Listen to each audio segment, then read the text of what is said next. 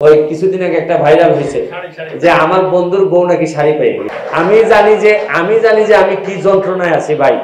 Airport থেকে আমি এবার সিদ্ধান্ত নিছি যে এখন আর লুঙ্গি ছাড়া দিবই না কাউকে, শাড়ি নাই। ওই কিছুদিন আগে একটা ভাইরাল হয়েছে যে আমার বন্ধুর বউ নাকি শাড়ি পেয়ে গেছে।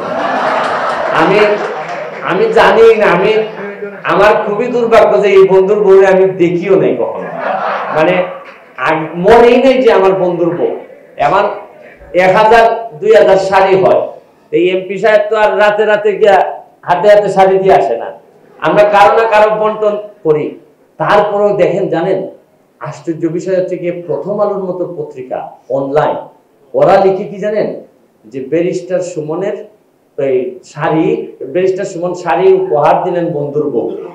আচ্ছা, এখন আপনাদের মতো যারা ইয়াং মানুষ, আপনারা যারা আমারে পছন্দ করেন, আপনারা তো আর নিউজের ভিতরে ঢুকবেন না, বলবেন যে মনে হয় বন্ধুর বউর সাথে একটা।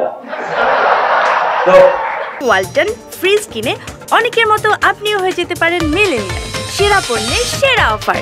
আমি জানি যে আমি কি যন্ত্রণায় আছি ভাই। এয়ারপোর্ট থেকে আমি এবার সিদ্ধান্ত নিছি যে এখন আর লুঙ্গি ছাড়া দিবই না কাউকে, শাড়ি নাই। শাড়ি আনলে শাড়ি ফিরত, আর এখন লুঙ্গি দিব খালি। এরপরে থেকে আপনার এইগুলা নিয়ে আসি। এরপরে তো দুর্নীতি আছে, কত ঝামেলা আছে, এগুলা নিয়ে আপনারা আমার জন্য দোয়া করবেন। আমরা সবাই মিলে বঙ্গবন্ধুর যে স্বপ্নটা বাকি আছে, যে একটা সোনার বাংলা উনি দেখে যেতে চাইছিলেন, আমাদের জননেত্রী শেখ হাসিনার নেতৃত্বে চলেন আমরা একটা এই দুর্নীতিমুক্ত একটা বাংলাদেশ গড়ে তুলি, যে বাংলাদেশকে নিয়ে আমরা অহংকার করতে পারি। এবং আমার এলাকা মাধবপুর চুনারুঘাট, এখানে আমি পর্যটনের জন্য অনেক ব্যাপক কাজ শুরু করছি।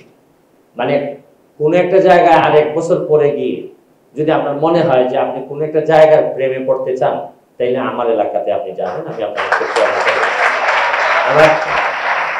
এটা দেখবেন যে আমি পর্যটনের জন্য কি করছি, একজন এমপি চাইলে কি কি করতে পারে, এইটার নমুনা আমি আপনাদেরকে দেখাবো। আমার খুব হার্ডল যাচ্ছে, খুব স্ট্রং ফাইট আমি করতেছি, অনেক সময় বিদ্যুতের জন্য, অনেক সময় নানা দুর্নীতির বিরুদ্ধে।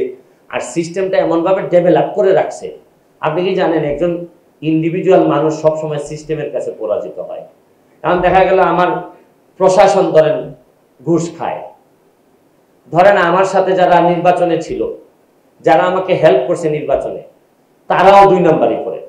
তারা ভাবে যে আমি এখন এমপি সাহেব হয়েছে উনি, এখন আমি কিছু টাকা বানাইতে না পারলে কেমনে হয়, আগামীবার নির্বাচনটাই করবো কেমনে, বা আমার সংসার আছে না, গেল এটা। তারপর আমার প্রতিদ্বন্দ্বী যারা আমার কাছে পরাজিত হয়েছে, তারা সবসময় বসে থাকেন যে কিভাবে আমাকে কোনো একটা ছোটখাটো ভুল হইলেও এটা মহাজাগতিক ভুল বিবেচনা করে এটারে